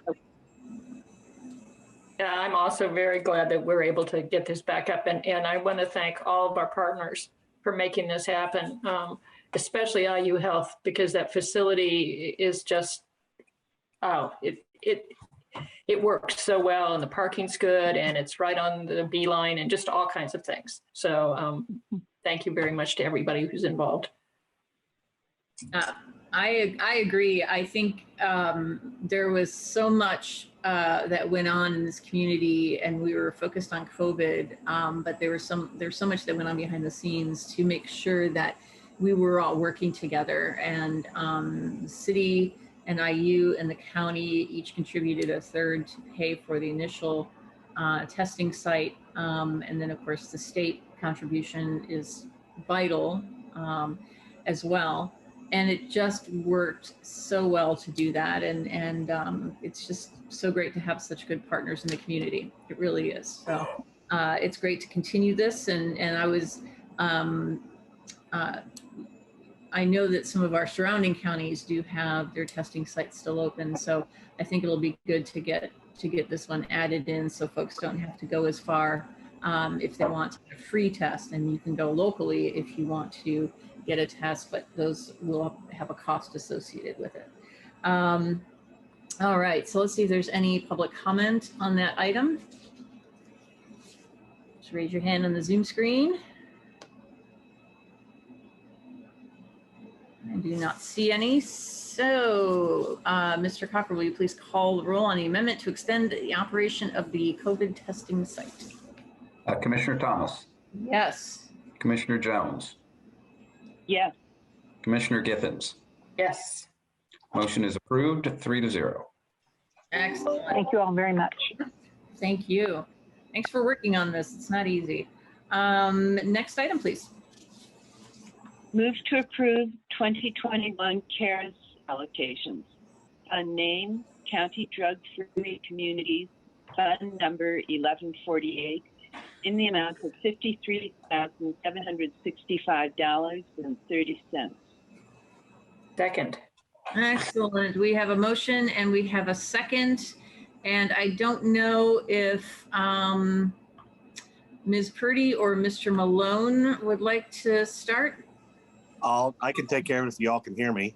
Great. Yes, we can. Thank you. I'm on my phone due to all the internet issues going on with the county right now. So hopefully you can hear me well. Good morning, commissioners. My name is Steve Malone. I'm the CARES Board president. The CARES Board is a local coordinating council, or what's known as LCC, for Monroe County and the Monroe County Commissioners. Each county in the state of Indiana has an LCC. These councils were established by executive order under Governor Bayh as part of the Drug-Free Indiana mission to support and promote local efforts to prevent and reduce harmful involvement with alcohol and other drugs. The primary responsibility of the board is to distribute funds to justice, treatment, and prevention programs and initiatives in Monroe County. The process we start with every year begins with community assessment, where we collect data and input on what is happening here in our county. This assessment provides a framework for our community plan, which lists objectives and/or steps that can be taken to reduce community drug and alcohol issues, otherwise known as ATOD. The plan is sent to the state for approval, and once approved, the grant process proceeds forward. The drug-free community grant funds, according to Indiana Code 5-2-11-5, come from alcohol countermeasures fees and drug interdiction fees. These fees are assigned by all judges. However, they're not always collected due to some people having the inability to pay. The funds are allocated by making at least 25% available to justice, treatment, and prevention programs that apply for any grants, with the remaining percent for operating costs are to be spread out across the three main categories. This year, the state decided to do things a little differently, so we're, again, a little late getting this out and doing what we need to do, and I appreciate the commissioners and Angie getting us on the agenda to get this money out to the grantees as soon as possible. But due to the fiscal aspect, with the state, we're committed to this grant and getting it all wrapped up with our community comprehensive plan that we're required to submit to the state. And as I said before, the state has a new way of allocating the money, and we're acclimating ourselves to this new process. So again, it took us a little longer than expected. And so this year, we allocated money at least a little over 28% to all three categories, making within a 1 penny difference for each category this year, which I don't believe we've really done as well as we have in the past. This year, we have $15,588.44 to prevention, with $15,588.43 going to treatment and justice services each, and then administrative cost of a $7,000, right around 13%. So the extra money we are not using for our administrative CARES Board cost, we applied towards all the other three categories, which again took us a little longer with our matrix and getting the money arranged to what we needed to do. We had a cutoff this year of April, which we were not aware we were going to have as far as the amount of money we could use. So $53,765.30 total to all three categories, and then our administrative costs. I'm happy to go through all of the grants and grantees if you all want me to, and give you a little description of each, if that's okay. Yes, I think having a list read into the record would be a very useful thing. Okay. So please proceed. All right. So in the justice category of Monroe Circuit Court Probation, which is at Community Corrections, our alcohol testing under the justice program, they're going to be receiving $1,851.87. This is to utilize alcohol breath tests as intervention tools to monitor offenders' alcohol use while under the supervision of probation community corrections programs. In addition, New Leaf, New Life, which is a program outside the jail in justice, will be receiving $4,773.28. New Leaf, New Life provides support to individuals during their incarceration with accessing, receiving services and resources. This will also include assistance with creating a reentry plan, obtaining a copy of their birth certificate to prepare them for employment, providing treatment applications and case management to help secure placement, and et cetera.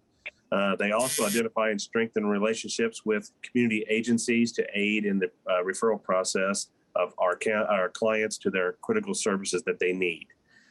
Another justice program that we funded this year is, again, New Leaf, New Life, but this is outside of the jail. Those that are outside, no longer incarcerated, $4,751.92. This program will provide recovery skills to clients who have recently left jail and or prison. Funds will go to staff to work with those coming out of incarceration, provide diverse supportive services and living skills as they transition back into the community. The last, I believe, justice program is the Monroe County Health Department, that's prevention. prevention and justice. Again, we had to fund several of these programs from different categories to make the percentage equal out. Monroe County Health Department was getting prevention money of $4,887.92, and then $68.34 from justice, for a total of $4,556.26. This program with the health department will purchase naloxone and or Narcan, which is the opioid overdose reversal medication. In addition to this, they will purchase supplies to create the naloxone kits, which include printouts of how to use naloxone, the business cards with contact information for obtaining more naloxone, as well as the Ziploc bags to hold all these materials in for supplies. Next, we'll go to the intervention category, which is Beacon Shalom Center. They are receiving justice money and intervention money for a total of $4,990 for Crawford Homes program. The Shalom Center operates the Crawford Homes programs, which is the 25 one-bed housing units at Crawford Apartments. These funds are for half-time position for a licensed drug and alcohol counselor to provide counseling and programming directly to the applicants and residents who are experiencing addiction issues. Secondly, in this category, again, partly justice and more importantly, intervention, a total of $4,591.96 to the Amethyst House, the women's program. The Amethyst House Women's Program provides transitional housing, outpatient counseling, and supportive services to women recovering from addictions and their dependent children. Amethyst House provides drug and alcohol treatment to women, which includes gender-specific therapy groups and an intense relapse prevention program. Also, Amethyst House Men's Program will be receiving $4,642.50 from intervention. And again, the Amethyst House Men's Program provides transitional housing, outpatient counseling, and supportive services to men recovering from addictions. Amethyst House provides drug and alcohol treatment to men, which includes gender-specific therapy groups and intense relapse prevention program. Another grantee in the intervention program section, and partly with justice as well, is the Courage to Change program with $4,795.93.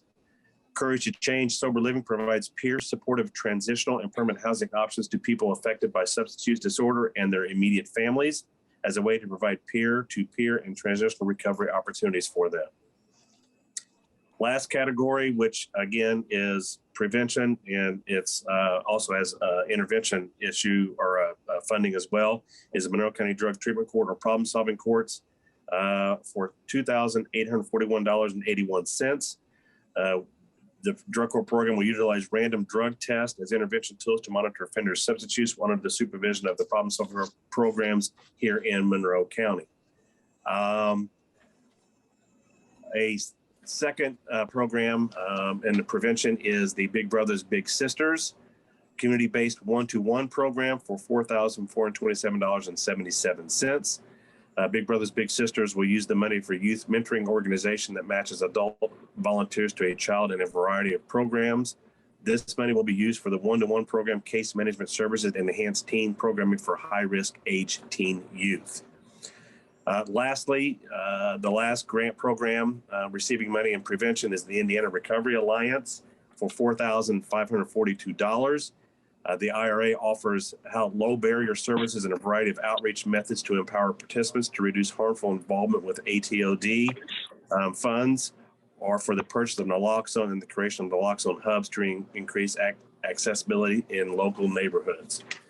So again, those are all the grantees for a total of $53,765.30, and $7,000 of that will go to the administrative cost of the board. The rest will go to all three categories. Great. Any questions? Thank you so much, Mr. Malone. We appreciate that you went through that list as well. Our community should know where this funding is going. Comments, questions, Commissioner Jones? No, I don't. Commissioner Githens?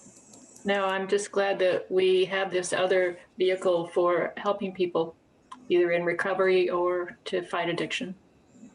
Correct. Sad part about it is the numbers seem to be dwindling a little bit, unfortunately, but actually I think we're about 5,000 above what we had last year. So I'm thankful we at least have a little bit more to disperse and give to these grantees that desperately need the money. Yeah, I agree. Let's see if there's any public comment on this item. Raise your hand in the Zoom screen.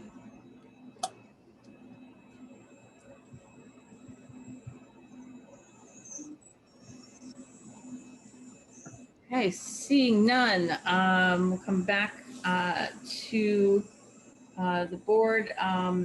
Mr. Cockrell, will you please call the roll on the 2021 CARES allocations? Commissioner Thomas. Yes. Commissioner Jones. Yes. Commissioner Githens. Yes. Motion is approved, 3-0. Excellent. And we are finally on the last page of our agenda list. Let's go to item K, please. Move to approve Clark Dietz Inc. on-call engineering services. Fund name Cumulative Bridge, fund number 1135, in the amount of $37,400. Second. Great. We have a motion and a second, and we have Ms. Ridge to tell us all about this. Good morning. So we do have on-call service agreements with different engineering firms. We would like to bring Clark Dietz Incorporated on board as a consultant for Monroe County. Their first task projects is going to be Bridge 79, that road. Yes, that road. It is listed in our 5-year bridge replacement program, and this will be to design the replacement for that bridge. Excellent. Thank you so much. And to be clear, the on-call agreement has no money attached to it right now. It's just an agreement, and they've listed their rates inside the packet. But this money is specifically for that road bridge number 79. Correct. All right. Comments, questions, Commissioner Jones? No, I don't. Commissioner Githens? I always wonder which road you're talking about when you talk about that road, you know. I know, I sounded so weird when I was reading it. It just caught me off guard. I think our next address coordination committee meeting should have listed this road, which road, and some other. That road. Yeah. All right, let's see if there's any public comment on this item. Just raise your hand in the Zoom screen. *6 if you're on the phone. *9 if you're on the phone, sorry. All right, don't see any. And so with that, Mr. Cockrell, will you please call the roll on the motion to approve the Clark Dietz Inc. on-call engineering services and task number 1? Commissioner Thomas. Yes. Commissioner Jones. Yes. Commissioner Githens. Yes. Motion is approved, 3-0. Excellent. And item L, please. Move to approve Bean Longston Nest Supplemental Number 1 for Curry Pike, Smith Pike, Woodyard Road intersection project. Fund name Curry Pike, Smith Road, Woodyard Road. Fund number 8164 in an amount to be decided as needed. Second. We have a motion and we have a second. Ms. Ridge. So yes, Beam Longest Enough is our construction inspection firm overseeing the construction of this intersection improvement. We wanted to include utility coordinator rates. It's a new construction inspection service that's offered through federal funding with NDOT. So we will turn these in for 80-20 split between Monroe County and NDOT. And it's to basically oversee the utility relocations that are occurring right now for this intersection improvement. Excellent. Thank you so much. Comments, questions? Commissioner Jones? No, I don't. Commissioner Githens? You always find this cost sharing. This is wonderful. Thank you. Yeah, they work really well with us. So. Yeah. Great work as always. And let's see if there's any public comment on this item. Raise your hand. I do not see any. So with that, Mr. Cockrell, will you please call the roll on the Beam Longest Enough Supplemental Number 1 for Curry Pike Smith Road, Woodyard Road intersection project? Commissioner Thomas. Yes. Commissioner Jones. Yes. Commissioner Githens. Yes. Motion is approved, 3-0. Excellent. Thank you so much. We don't have any appointments today. I have several announcements, and I'm going to ask my colleagues to jump in on some of them, and if I miss anything as well. The Community Voices for Health, which is your opportunity as a community member in Monroe County to offer your input on what health means to you and what we need to do in this community to ensure a healthy community. The meeting is Sunday at the library in rooms B and C from 3 to 5 p.m. In addition, before our next meeting, we have one of the CDO community input meetings coming up. The first one is at Flatwoods Park on August 30th from 6 to 7:30 p.m. This was an outdoor shelter. But please wear your mask. And this is your opportunity to give input on the proposed zoning maps for Monroe County. There are 3 additional meetings coming up, including at Carstrom Park, between Unionville, New Unionville, and in Smithville. So those are coming up, but you can go to monroecdo.com to find out more information about all those meetings. There will also be a Zoom meeting coming up as well. We are accepting applications for all boards and commissions, so please check out the list at co.monroe.in.us and apply if you're interested. We've worked as a board with the county council to provide and continue the Township Assistance Fund. If you're struggling because of COVID with paying for basic necessities like utilities or rent or things like that, please contact your township trustee. Every resident of the county lives in a township, whether you live in a city, a town, or neither. So please contact your trustee. The contact list is available inside of our minutes every week. Thank you for that, Ms. Freeman. And it's also available on our county website on the emergency management page. Commissioner Githens, do you want to talk about Paint the Town? Sure, thank you. It's really appropriate after hearing about the 2021 CARES allocations that we're going to have a Paint the Town event on the evening of September the 3rd. It'll be from 6 to 8 p.m. at the on the courthouse lawn. This is a kickoff to National Recovery Month. There'll be food trucks, there's music, there'll be some games.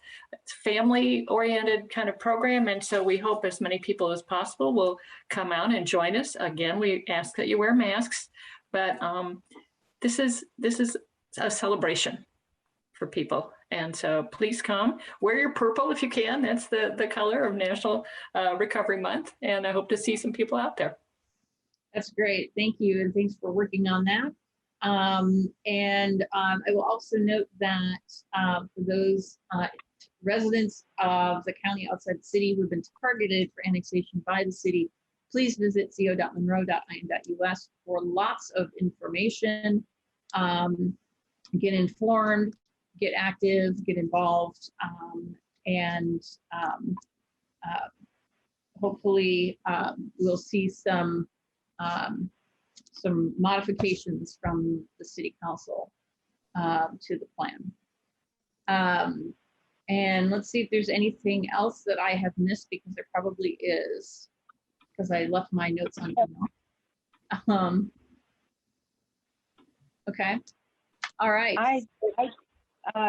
I did want to mention that we're seeking public input on how we spend our ARPA money, and there is a link on the county website at monroe.co.in.us. And please, if you have any ideas about that, share them with us. Yes, thank you. I'm so glad you remembered that, because that was on my list and I don't have it. So thank you so much. Yeah, so if you have suggestions for how we should allocate some of that American Rescue Plan dollars money, please drop a note to us through a web form. and tell us your thoughts. Good. Anything else I missed? I did get the wrong website. It's actually co.monroe, not monroe.co. Yeah, co.monroe.in.us. It's in the red banner, community input requested.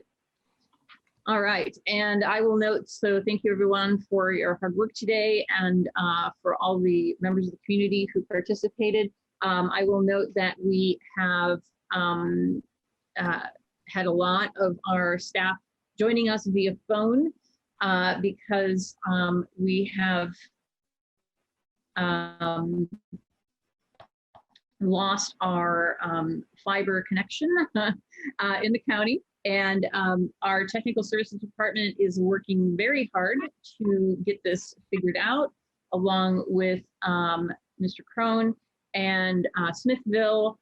And we're going to try to identify the cause of the problem and completely repair as soon as possible. Area construction is always a concern, although we don't know why we lost our fiber connection. So they are working feverishly and we appreciate them so much, because at the same time, we have Ms. Dayton running our meeting. So thank you all for all your hard work, and let's hope we can get this resolved sooner rather than later. And we know you're all working very hard on it. And with that, we have a work session coming up. Should we come back together at, anybody have a time to suggest? 12:20? That works. So, okay. Commissioner Jones, 12:20? Yep, that perfect. works. We will come back at 12:20 for our work session. So in the meantime, please get vaccinated, stay safe, and we are adjourned. Thanks, everyone.